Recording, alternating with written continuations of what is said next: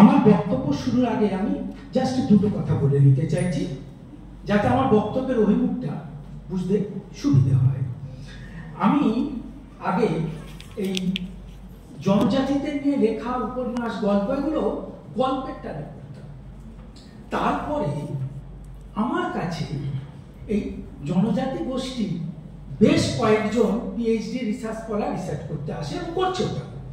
ফলে আমার পাঠ ব্যাপারটা বদলে যায়, আমাকে বিভিন্ন থিওরি পড়তে হয় এবং তখন থেকে আমি থিওরির আলোকে এই জনজাতীয় মানে বাংলা সাহিত্যে যে জনজাতি কথা আছে সেগুলো আমি পড়তে বাধ্য হই পেটের দায়ে। তো আমার আলোচনাটা কিন্তু আজকে সেই থিওরি দিয়ে বাংলা সাহিত্যের জনজাতির কথা। এক, দুই, আমাকে অভিষেক বাবু অনুরোধ করেছিলেন যে আমি যেন একটুখানি লোকসাহিত্য, মৌখিক সাহিত্য এদিকটা আমি একটু নজর দিই। আসলে সাহিত্যে তো দুটো রীতি, একটা হচ্ছে লিখিত, একটা মৌখিক। তো আমার আলোচনায় মৌখিক ব্যাপারটা যথেষ্ট পরিমাণে থাকবে, কারণ আলোচ্য বিষয়টা হচ্ছে বাংলা সাহিত্যে, বলে দেওয়া নেই বাংলা লিখিত সাহিত্যে। বস্তুত লিখিতের চেয়েও মৌখিক সাহিত্যের ভেতরে প্রচুর পরিমাণে জনজাতিদের কথা আছে, যেগুলো এখনো আবিষ্কার আর যতটা হয়েছে ততটা আমরা জানি না। সেই জায়গাটুকু আমি ধরার চেষ্টা করব। আমার সময় যখন এখন 1:06 বোধহয়, আমি শুরু করছি। আপনি আমাকে আমার বক্তব্যের মৃত্যু ঘন্টা বাজার একটু আগে জানিয়ে দেবেন। বাংলা সাহিত্যে প্রাচীনতম গ্রন্থ চর্যাপদ থেকে শুরু করে সাম্প্রতিক কাল পর্যন্ত বিভিন্ন জনজাতিদের কথা গুরুত্বের সঙ্গে স্থান পেয়েছে বাংলা সাহিত্যে। বাংলা সাহিত্যের সাহিত্যিকেরা জনজাতীয়দের নিয়ে মূলত রচনা করেছেন উপন্যাস ও ছোট গল্প। একটি বিষয় স্পষ্ট যে একটা বিশেষ সময়কাল পর্যন্ত জনজাতির মানুষরা লিখিত সাহিত্য রচনা করে নিজেদের কথা বলতে পারেননি। ঠিক এই জায়গাতেই প্রাসঙ্গিকভাবে গায়ত্রী চক্রবর্তী স্পিভাকের ক্যান দ্য সাবঅল্টার্ন স্পিক এই প্রশ্নের সামনে আমাদের দাঁড়াতে হয়। স্পিভাকের বক্তব্যের মূল প্রতিপাদ্য দুটি বাক্য বলবো, সময় অল্প। ঐতিহাসিকেরা সাবঅল্টার্নের প্রতিনিধিত্ব করে তাকে ইতিহাসের পাতায় উপস্থিত করেন মাত্র, কিন্তু সাবঅল্টার্নরা নিজেদের কথা বলতে পারে না। তাই স্পিভাকের মতে সাবঅল্টার্ন স্টাডিজের ঐতিহাসিকদের উচিত এলিটের অপর আদার হিসেবে সাবঅল্টার্নকে কিভাবে নির্মাণ করা হয় সেই সব সামাজিক ও প্রাতিষ্ঠানিক প্রক্রিয়াগুলোকে আরো গভীরভাবে অনুসন্ধান করা। তাদের কাছে এখন আর প্রশ্নটা শুধুমাত্র সাবঅল্টার্নের স্বরূপ কি, নিম্নবর্গের স্বরূপ কি, এটা রইল না। প্রশ্নটা চেঞ্জ হয়ে গেল, নিম্নবর্গকে রিপ্রেজেন্ট করা হয় কিভাবে, কোটাঙ্ক রিপ্রেজেন্ট। বাংলা সাহিত্যের দরবারে জনজাতি তথা নিম্নবর্গীয়দের এই স্পিভাকীয় রিপ্রেজেন্ট করার জন্য প্রয়োজন গভীর ও শ্রমসাধ্য ক্ষেত্র সমীক্ষা, জনজাতীয় সমাজ পর্যবেক্ষণ। শ্লাঘার বিষয় 1988-তে স্পিভাকের এই তত্ত্ব সৃষ্টির আগে নিজেদের বৌদ্ধিক বোধের দ্বারা চালিত হয়ে সমভাবনায় স্পিভাকের তত্ত্বে সমভাবনায় ক্ষেত্র সমীক্ষা ও জনজাতীয় সমাজ পর্যবেক্ষণ করে বাংলা ভাষার যেসব সাহিত্যিকেরা জনজাতিদের নিয়ে সাহিত্য সৃষ্টি করেছে তাদের মধ্যে উল্লেখযোগ্য হলেন তারাশঙ্কর বন্দ্যোপাধ্যায়, কালীপদ ঘটক, প্রফুল্ল রায়, মহাশ্বেতা দেবী, আব্দুল জব্বার, দেবেশ রায়, অমিয় ভূষণ মজুমদার, সৈকত রক্ষী, অমর মিত্র, নলিনী বেরা, ঝড়েশ্বর চট্টোপাধ্যায়, তপন বন্দ্যোপাধ্যায়, অভিজিৎ সিং এবং মানব চক্রবর্তী এবং আরো দীর্ঘ। যদিও এদের মধ্যে অনেকেই 90-এর দশকে স্পিভাকের ভাবনাকে গভীরভাবে আবার নতুন করে ভাবার চেষ্টা করেছে। যাই হোক, মহাশ্বেতা দেবী আমার প্রথম বই শীর্ষক রচনায় দৃপ্ততার সঙ্গে বলছে, কোনো ব্যাপারের যথার্থ ঐতিহাসিক প্রেক্ষিত পেতে হলে কাগজ ও নথিপত্র গবেষণা যথেষ্ট নয়। লোকগাথা, গীত, কবিতায় অর্থাৎ লোকবৃত্তে সে ব্যাপারটির যতটা পরিচয় মিলে তাকেও মর্যাদা দিতে হবে। এবার একটা প্রায়োগিক উদাহরণে আসা যাক। বিরসা মুন্ডার মুন্ডা বিদ্রোহ বুলবুলান নিয়ে অরণ্যের অধিকার প্রকাশিত হলো 1977। উপন্যাসটি লিখতে শুরু করার আগে মুন্ডা, সাঁওতাল, সবল জনজাতিদের জীবনের সঙ্গে তিনি ওতপ্রোতভাবে মিশে গেলেন। তিনি তাদের মারান্ডাই হলেন এবং তাদের অলিখিত ইতিহাস তাদেরই মৌখিক বয়ান থেকে, কোট আনকোট, তাদেরই অলিখিত ইতিহাস তাদেরই মৌখিক বয়ান থেকে, যেটাকে বলা হয় হিস্ট্রি ফ্রম বিলো, জনজাতিদের লোক গল্প, গাথা, গানের মধ্যে দিয়ে জেনেছেন তাদের নিজস্ব জাতীয় গোষ্ঠী চেতনা, উপলব্ধি, ভাবনা। এই সব উপাদান দিয়ে তিনি সৃষ্টি করলেন তার অরণ্যের অধিকার। উপন্যাসের প্রারম্ভে কৃতজ্ঞতা স্বীকার করে লিখছেন, সুরেশ সিং এর ইতিহাস গ্রন্থ dust strong and hanging mist 1966 এ যেটা বেরিয়েছিল থেকে তিনি তথ্য ঋণ গ্রহণ করে তার অরণ্যের অধিকার উপন্যাসটা লিখছেন। এটা মহাশ্বেতা দেবী বলছেন। ইতিহাস গ্রন্থ থেকে ঋণ গ্রহণ করে একটি উপন্যাস গঠিত হবে, রচিত হবে, এটা তো স্বাভাবিক ব্যাপার। কিন্তু উপন্যাস কি কখনো ইতিহাসকে বদলে দিতে পারে? মহাশ্বেতা দেবীর অরণ্যের অধিকার সেটাই করে দেখিয়েছে। মহাশ্বেতার উপন্যাস থেকেই আমরা দেখতে পাচ্ছি ঠিক তার 6 বছর পরে যখন সুরেশ সিং মহাশয় তার গ্রন্থটির দ্বিতীয় সংস্করণ বার করতে যাচ্ছেন, তিনি গ্রন্থটির নাম চেঞ্জ করে দিচ্ছেন। Birsa Munda and his movement 1874-91, a study a millennium movement in Chota Nagpur। এর দ্বিতীয় সংস্করণের ভূমিকায় তিনি মহাশ্বেতা দেবী জন্য তার যে উপন্যাসটাই কে কেন্দ্র করে তার যে ইতিহাসটা বলতে যাচ্ছে, তিনি ইতিহাস চেঞ্জ করতে বাধ্য হচ্ছে, সেটা তিনি ঋণ স্বীকার করে বলছেন। কি বলছেন সময় নেই, যদি সময়টাকে আমি পরে বলবো। বরঞ্চ তার জায়গায় এবার একটা মজার ব্যাপারে আসা যায়।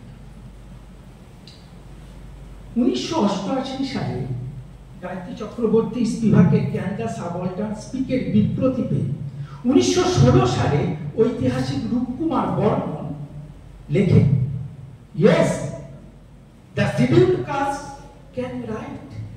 পুরো লেখাটার নাম অনেকটা বড়, সময় নেই। তো লেখাটা বেরিয়েছিল contemporary voice of Dalit volume 8 number 1 set publications থেকে।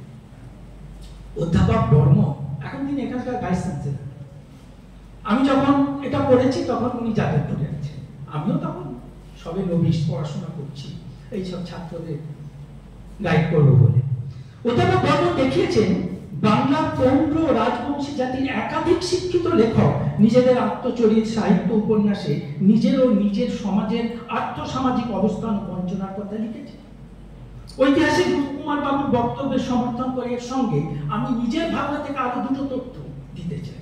প্রথম কি হলো, জনজাতি আদিবাসী লোকেরাও তো তাদের নিজস্ব লোকবৃত্তি, লোকপুরাণ, লোকগল্প, গাথা, গান সৃষ্টি করে তার মাধ্যমে নিজেদের গোষ্ঠী, সংস্কৃতি, সমাজ, মানুষের অর্থনৈতিক বঞ্চনার কথা প্রকাশ করেছে।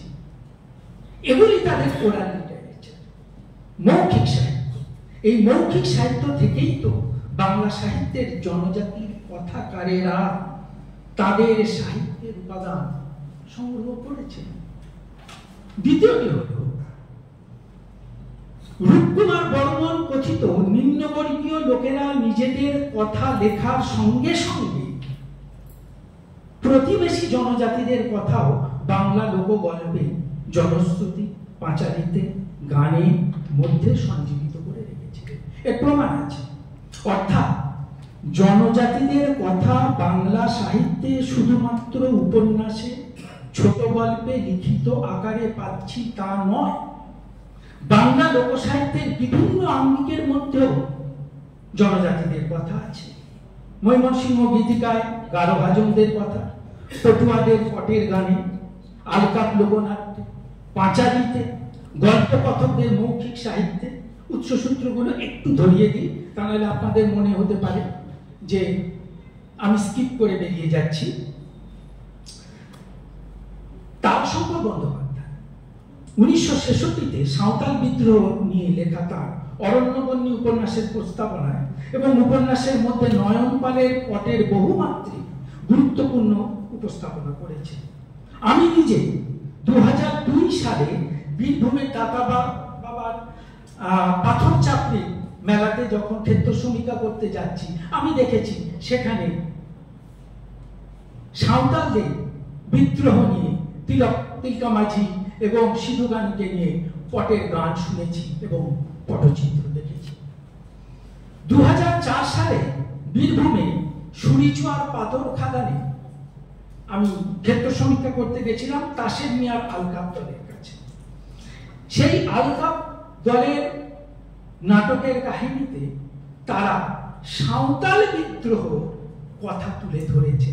প্রেক্ষিতটা কি ছিল না, ওই সুরিচুয়ার পাথর খাদানে বহু সাঁওতাল এবং ওরা কাজ করে এবং তারা বিভিন্নভাবে অর্থনৈতিকভাবে বঞ্চিত হয়, সেই জন্য প্রাসঙ্গিকভাবে এই কথাটা তাদের উঠে এসেছে।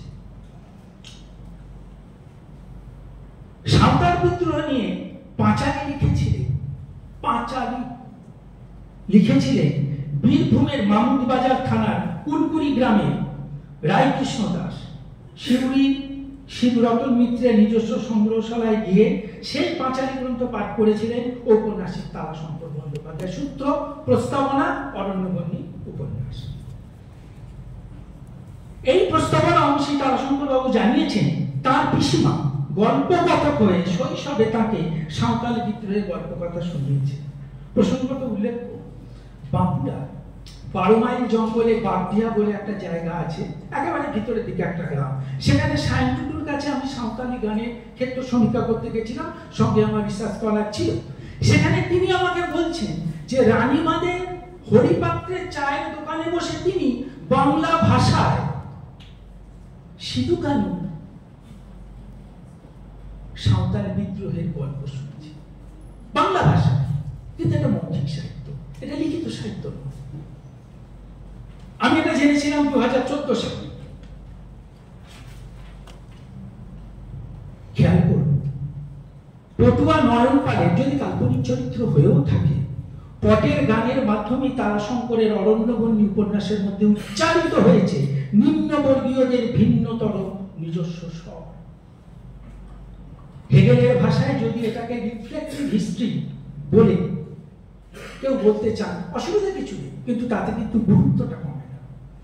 আরো খেয়াল করুন, এই লোকসাহিত্যিক উপাদানগুলোই হিস্ট্রি ফ্রম দ্য বিলো, এর মধ্যেই ধরা আছে জনজাতি, লোকসমাজ, নিম্নবর্গীয়দের হাতের কথা, তাদের বিশ্বাস, উপলব্ধি, ধারণার কথা, তাদের জীবন সংগ্রামের, বিদ্রোহের রাজনৈতিক সামাজিক নিজস্ব চাকা বা দলিল। এই সব অরণ্যবাসী কৃষি নির্ভর জনজাতিদের বিদ্রোহের গভীর সামাজিক, অর্থনৈতিক, রাজনৈতিক সত্যটা বাংলা সাহিত্যের কথাকারদের এবং সাহিত্য আলোচকদের যথার্থভাবে বুঝতে হবে এবং মাথায় রাখতে হবে। রঞ্জিত গুহ অমোঘ সচেতন সেই বার্তাটি। The peasant obviously knew what he was doing when he rose in revolt.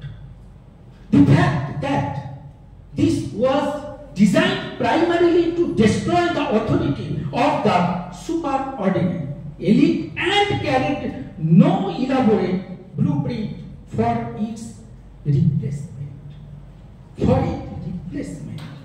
Does not put it outside the realm of politics. আমরা জানি এটা হচ্ছে রঞ্জিত গুহর elementary aspects of visiting surgery ... এই গ্রন্থ। জনজাতি তথা নিম্নবর্গীয়দের মগ্ন চৈতন্যে, কনসাসনেস, বা যদি বলতে চান সাবমার্জ কনসাসনেস বলতে পারে, জনজাতি তথা নিম্নবর্গীয়দের মগ্ন চৈতন্যে ধৃত থাকে গোষ্ঠী সংজাত ধর্মীয় বিশ্বাস, এরই অনুষঙ্গে জড়িয়ে থাকে দৈবিক অলৌকিকতা, জাদু বিশ্বাস, টোটেম, ট্যাবু ইত্যাদি গোষ্ঠী সমাজকেন্দ্রিক লোক সাংস্কৃতিক বিষয়গুলি। এগুলি তাদের গোষ্ঠী চেতনার আইডেন্টিটি ও ইন্টিগ্রিটির নির্মাণে সহায়ক বটে। সাবালটান স্টাডিজের ষষ্ঠ খণ্ডে